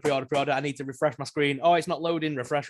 You don't read the descriptions, do we? We just see the words Haslab, Ghostbusters Proton Pack, pre-order. Yeah. You don't even look because you think you already know it all from the presentations and the leaks. Yeah. And sadly is a shame. I still stand true to the fact that I think that the Sentinel was the kind of pinnacle of where the Haslabs were at that point. I think that, you had the Razor Crest, you had the sail barge, isn't it? You had those things beforehand, and then you had the Sentinel that just got backed really quickly. So they had to, they were releasing the tiers almost to catch up. And because of that, you got some really good tiers that were directly things like, the damaged head and the damaged hand. Well, they would have been very easy to produce because of obviously already having the molds, but it was something that the fans went, oh, that's amazing. That's incredible. Like, yes, we want a battle damage version. Yeah. And because of that, it made it a very, very strong campaign. And also because it closed, if they'd kept that open for another 2 months, I think they would have quadrupled their numbers, because so many people kind of jumped on too late and were like, how do I get my hands on this? And they couldn't. So everything since then, they've kind of, it feels like it's being released with that same kind of expectation, but it's not quite hit it. Not even a Galactus. Like, it was, so that's my personal opinion. I think that they need to, that in the end. No. I've just looked on the Hasbro Pulse website just out of interest, and I think this is dead cheeky to put, but on the thing they've put, side note, Venkman would want you to know that it wouldn't hurt to pick up a neutron wand, each sold separately, subject to availability, while you're at it, just in case you haven't already got one. They've put that in brackets near the bottom of the whole spiel about the fact, the side note, Venkman would want you to know that you might need one of these. So most people think that is included, and nearly everyone I've spoken to said the same thing. And the fact that it's a decal sticker for 10,000 backers. It's a piece of green slime sticker. Yeah, it's not. It's it's an ambitious one. I think it'll get backed, but it's definitely an ambitious one. But no, I didn't back Galactus, much to my utter disappointment. I really didn't. I would have loved to have had him, but I didn't back him for 2 reasons. And I'll just, for full disclosure, I'll tell you now. One, it was too close to Christmas for me. I couldn't justify spending that much money on myself when I had the children to think about as well. If it had come out in January or February, then I probably would have backed it without a second thought. But also, the thing that I noticed, the trend that I did notice, is that there were so many people buying multiples, because the Sentinel, again, straight away had an aftermarket price. Straight away, they kind of went, well, look, it costs $350 to buy, so it's going to sell for at least $650. So all of a sudden, that was the price of the Sentinel. And you're seeing them now sell on eBay, sell on Amazon and stuff like that, and in a secondhand market for double the price, triple the price. Ridiculous. Yeah. Amounts. Whereas with Galactus, everyone kind of went, well, this is a cash cow. Like, this, if I buy 2 of these, it's going to set me back 700, but I'm going to sell one of them for 8. So I'll get my money back and I'll have a free Galactus. And I don't think that's going to be the case. I think that we're going to see an abundance of Galactus down the line, sell him for the retail or just under retail. So that's where I'm on it. I'd love to have it. Couldn't justify it at the time, but I honestly think that there's going to be the opportunity to buy it, at least at retail, when it's released. I might be totally wrong, but that's because they did that with the Titan size Transformers, the city bots I like. Yeah. Because Fortress Maximus was Metroplex was ridiculous hard to get hold of. Fortress Maximus was impossible to get hold of. Triptychon, not really. A lot of people got that one. That's still quite easy to get hold of. And then, like, when Omega Supreme came out and Scorponok, that's a hard one. Mega Supreme came out, you can still get a Mega Supreme at retail price. Yeah. The Arc came out, you can still get the Arc at discounted price. People the problem is it's, and I hate to use this word, but it's that kind of scalper mentality of when something comes out. So when something lands on the shelf and people buy lots of them with the intention to sell them, that's being a scalper, isn't it? Yeah. With a Haslab project, you can't be called a scalper because everybody has that option to back it. Like, it's open to everybody. So anybody that's bought multiple Sentinels, multiple Galactuses, multiple Rancors, whatever, they're not a scalper because they're investing in those products. What they choose to sell them at later down the line, I have no problem with that at all, because at the time it was available to everyone and they decided to back it more than once. So all power to them. And I don't class that as a scalper. But there was a lot of people that I saw with that scalp mentality that were kind of going, well, I don't want 2 of these, and I'm buying 2 of these because it's going to pay for itself. And people were openly saying that. And I'm just sort of, look, if you're telling the same people that collect these things now that you're buying to because you're expecting the person that you're telling to buy it off you at twice the price, you're not going to sell it. Like it's just logic. And there was a lot of people that popped up that I've never kind of seen before or never kind of heard before saying, oh yeah, I bought 3. I've backed it 3 times. So I'm going to sell it later down. And I'm just thinking, I've not even seen you buy like standard 6-inch figures, and now you're boasting that you bought 3 Galactus. Well, that to me is just saying that you're going to sell them or attempt to sell them. I bought 4. There you go.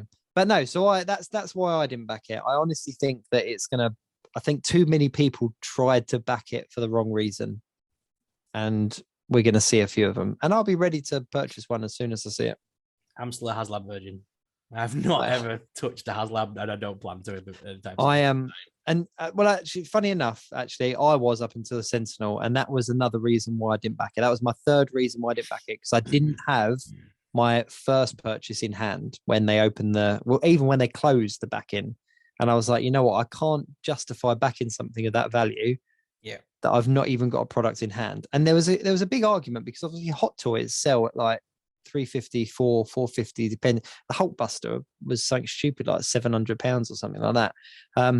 So there is a market for high valued action figures. Mm-hmm. And if you're a Hot Toys collector, seeing a Haslab project for £350, that's nothing. That's a hot toy. Do you know what I mean?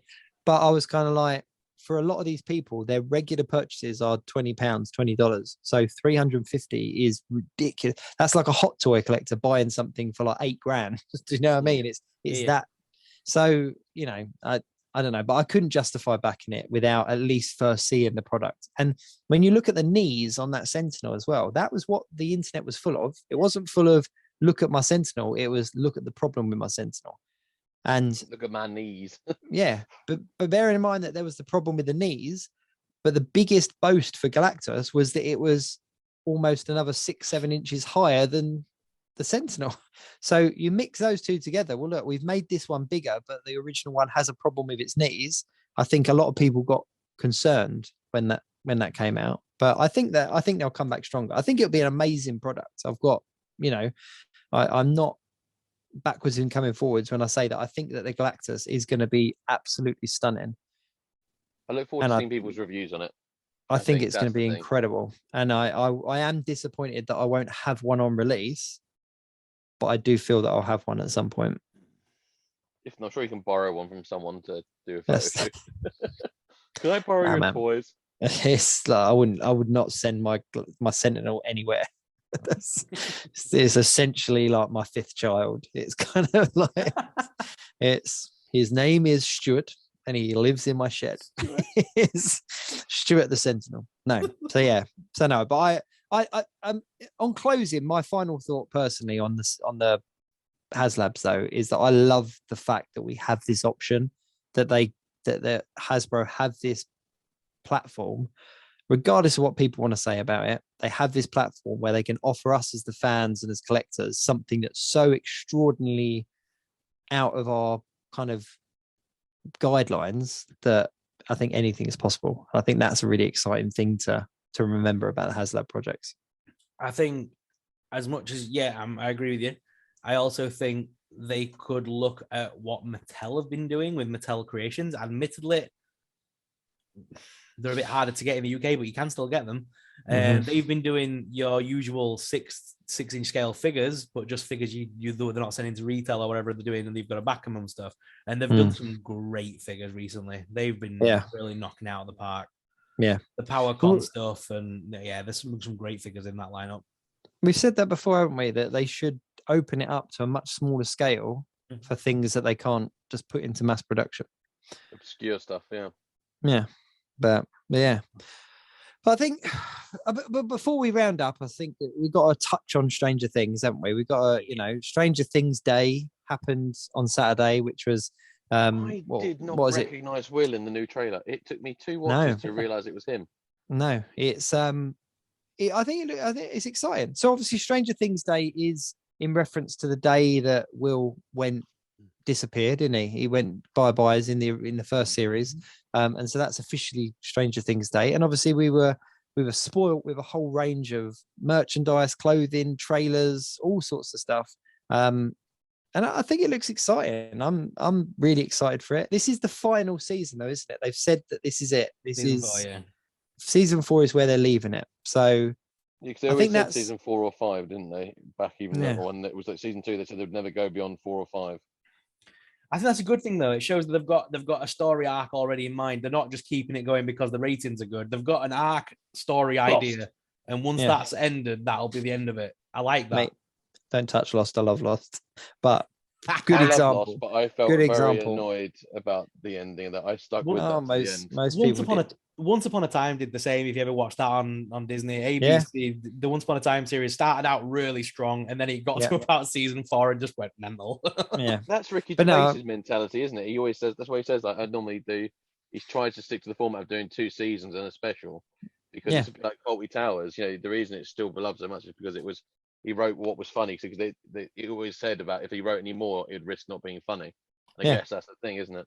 Look at some of the best British TV programs that have been very successful over the past 5 or 6, maybe 10 years. You know, like your In-Betweeners, your Friday night dinners. They've only got about 4 seasons among them, but they're all really popular. You put enough out there that it's kind of like you need to round up the story to an extent where people are happy that there's a conclusion, but you also have to have them wanting something more. And if you can hit that nail on the head, you've got a very successful TV show. And like Big Bang Theory back in the day when they started, I prefer the early seasons of Big Bang when it was far more geekier and scientific than by the end of it when it diluted itself so much for a mainstream audience that I just did not enjoy it anymore. No, exactly. The jokes got forced, and it was just But no, I think it's and there are TV shows out there that have got kind of like 6, 7, 8, 9, 10 series behind them and are still hugely popular and still going strong. Superstore is my new one. That's amazing. Watch that Superstore. Watch that. Oh, I love Superstore. Love Superstore. But that's on season 6, I think. Yeah, it's ended on season 6. Season 6. But I think that's it. You literally give the audience what they want, that they can walk away from it with a concluded story, but they're also secretly kind of want a little bit more. And I think that's where Walking Dead did. Well, I think Walking Dead I'm a massive Walking Dead fan, and they've branched off. So you've got the world beyond, you've got the Fear the Walking Dead, and I enjoy it. 6, by the way. When did that happen? I was casually flicking through Disney Plus the other day, and it was like Fear the Walking Dead. Fear the Walking Dead, season 6. I was like, what? Fear the Walking Dead overtook The Walking Dead for me. Like, it's a really good series, in my personal opinion. I just start watching that one then. That for me, that's kind of the angle it went, is that it kind of branched off. And to start with, I was kind of like, well, this isn't The Walking Dead. This is something completely new. But then as Walking Dead kind of diluted a little bit, Fear the Walking Dead got more intense. You mean because Fear the Walking Dead just copied Walking Dead by going, we go to a new town, we stay here for a while. Oh no, zombies! Let's escape. Let's go on a boat. We're on a boat. We're fine. Zombies. That's why I jumped off of Walking Dead though, because I was like, I felt like I've watched a lot of Walking Dead and not seen a lot of Walking Dead other than Rick going, "We are the Walking Dead." Coral. That is the thing, is they are the Walking Dead. That's the big thing. But for me, because I read the entire comic book run, and it's still to this day one of my favorite comic book runs, just because it just kept me, every page just kept me intrigued.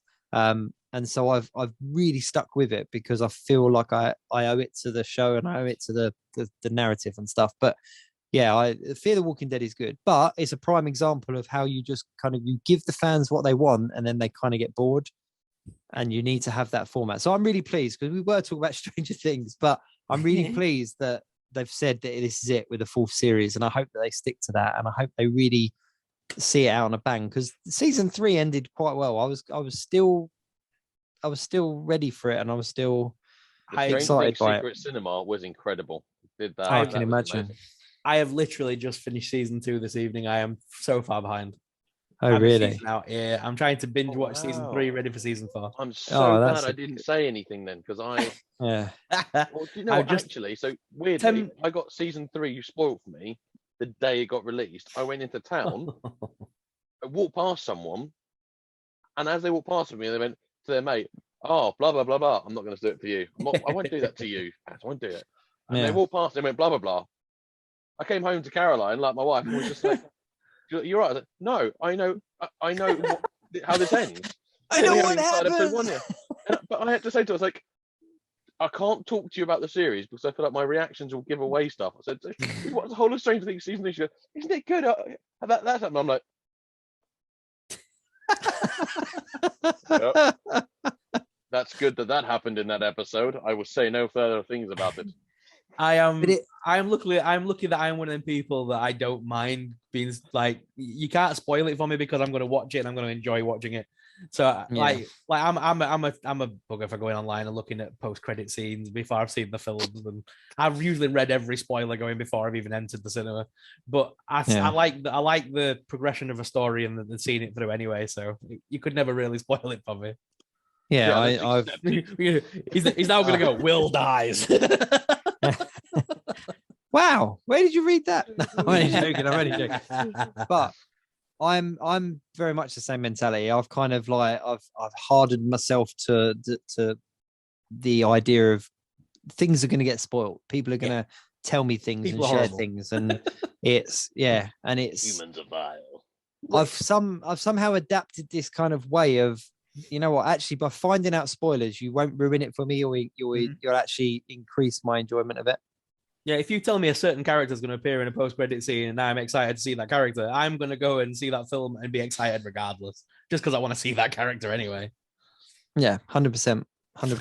If you know, you know. Yeah. If you know, you know. If you know, you know. I don't want to know. But because of Facebook, I mean, how many times do we see, especially in like the Marvel Legends Community UK group, how many times do we sit there and someone just comes up, oh my God, how good was this? And then Mike just comes along and mutes them. 7-day mute, my friend. It's just, I just don't. I don't know. I just don't. I don't understand the mentality of somebody who would spoil. Like, because if you see a film or a TV show or something like that, and you're excited by something that's clearly a reveal or clearly an exciting thing, to go into a community of 100, 1,000, 10,000 people that you don't personally know and kind of go, hey guys, who's really excited about this thing? Like, you don't know how people are going to react. So why would you do that? So I kind of sort of silently sit back and wait for people to talk, and then kind of go, I can talk to you or I can't talk to you, like, and do it that way. But this is why I hate the internet, because I do that for all my YouTube videos. I will never talk about the storyline of a movie in a review, and the amount of comments I get saying, you didn't say that this character is actually the sister of so-and-so, like, because you didn't ruin the movie for them. Thank you. Yeah. I deliberately try not to do that in all of my things. I must admit, I'm quite good. I've got a certain people on my Instagram as well. Like, I'll share something. It all happened with Wong as well, when there was talking about Wong in Shang-Chi and stuff, and it had never really been said it was him, but people were speculating, and I knew that it was him because of certain different people I speak to and stuff. But in the shared images, it was kind of like, oh, this is possibly this, or someone said. And the amount of messages where I was like, people are sending me IMDb's and Wikipedia's, and I'm like, no, I do know, but for the out of the respect of people that are looking at my stuff, I'm not going to say it. Well, and the greater like, good. Cool. Oh, good. Like, it's like, yeah, but that's kind of almost the responsibility you have when more than one person is looking in your direction. You've got to kind of play to the audience. But no, I won't spoil anything for you in Stranger Things. It's it's a good ride. It's a good ride. It is definitely a good ride, and I'm excited to see where it goes. The one thing I was disappointed about Stranger Things Day is I was kind of hoping for something else. I was expecting merchandise. I was expecting trailer. I was expecting kind of those kind of reveals. I kind of, considering this is going into the last season, I would have liked to have seen something that nobody had kind of anticipated coming, if that makes sense. I don't know what that would have been, but just something real live Demogorgon. Yeah, it's just like genetics lab. McFarlane tried the figures. It didn't really work. But then they hit the nail on the head with the Ghostbusters 4-pack. And that still is the number one seller for Stranger Things merch. Yeah, that is still the one thing that everybody the retro figures they did. They were quite cool. They were quite cool. They showed up in like B&M and stuff. Yeah. That's what I mean. You kind of know that once something reaches B&M, it didn't succeed in the toy aisle. Let's be honest. But no, I was just kind of hoping, like, you know, we're going into the final season. I was kind of hoping for something that nobody really saw coming, because big flare, big bang.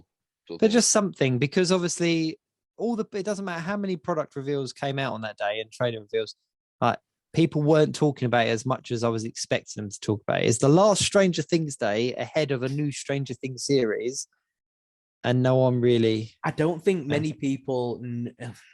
It's not like it's Star Wars Day. It's not. That's what. Yeah, and it's not like it's Star Wars Day. Star Wars has been around a lot of years. People know about it because of the communities and stuff. Yeah, Stranger Things is still a relatively niche thing. I think only the diehard fans would remember, because I don't remember the date that Will disappeared. I've got to be honest. No, I only knew like it the because program. of the I'm not into build-up. it that much. That's what means. Like, if Zavi haven't messaged me to say they're doing it, I would have had no clue. So No, I mean, no, it's like not Back to the Future Day or something, is it? You know, it's like when people say Alien Day to me, and I'm like, is it? Like, yeah, it's the 2711 or something stupid. The name of the planet or something. Is like, behave yourself. How is that the Alien Day? People just assign things. And it's any show that has a significant day, as part of their narrative, I understand them kind of taking that day and making it their own. And Star Wars Day, obviously, because of the play on words, but I understand like Back to the Future Day. Like I understand like kind of even Stranger Things Day. But things like, we once referenced that, 2710 is like, okay, well we'll take that and that can be our own, like My Little Pony weekend or something like this. Mate, it's Die Hard Day. It's the exact number of people he killed times the number of films there were, subtracted from the times he swears, and that's your figure. That's what day it is. It's Die Hard Day. I mean, which Star Wars Day do you guys celebrate? Which day is it? Is it May the 4th or is it November 17th? I do the May, and I'll tell you why. I'll tell you for why. One, because it's May the 4th be with you, Revenge of the 5th. You can really drag it out.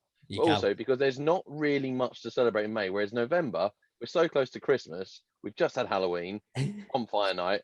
I like to save something for the beginning of next year, because we've got Easter and all that, but Star Wars in May, that's like May. I'm the same, May 4th, just because even people that aren't fans of Star Wars know that it's May the 4th. Do you know what I mean? It's because obviously November 17th is Wookiee Life Day. Yeah. That didn't really have a date assigned to it until that stupid holiday special by Star Wars, and they revealed what day it was. Sorry, you mean that televisual masterpiece? Is that what you meant to say? That was when are those special edition figures coming out? Where's my Bay Arthur? Soon, I reckon. Mate, you're laughing, but as a part of the Disney bounty thing they're doing, one of the things we are getting is a Lego plush Boba Fett. So special. That it's like a Lego figure, but it's a plush Lego figure. Of Boba Fett. Mate, it sounds daft, but it's gonna sell. Yeah. And you've got to remember as well that we're in that weird kind of time frame now where they could do the holiday special, they could do a figure line based on the holiday special, and they would sell because people would want them for not wanting them, if that makes sense. Like they would sell. Guardians of the Galaxy is doing a holiday special based as a joke of that. Yeah. And it's going to be amazing. It's going to be unreal. It is going to be on par with the Star Wars holiday special, at least. Yeah, no, definitely. But was that it? Was that everything for this week? I think we covered quite a lot, to be fair. I think we covered quite a lot. Okay, so that episode 21 wrapped up. That was a good one. Lots of stuff. Do tune in next week, because I think we might have something a little bit exciting next week. I'm not going to say too much, but yeah, there might be something a little bit exciting next week. So I'm not going to say too dance move. We're not going to. I'm not going to say too much. But if you are listening on podcast, then please do hit all of those buttons, subscribe, etc., because we do appreciate the listens on podcast, and they are on the up and up, which is quite exciting.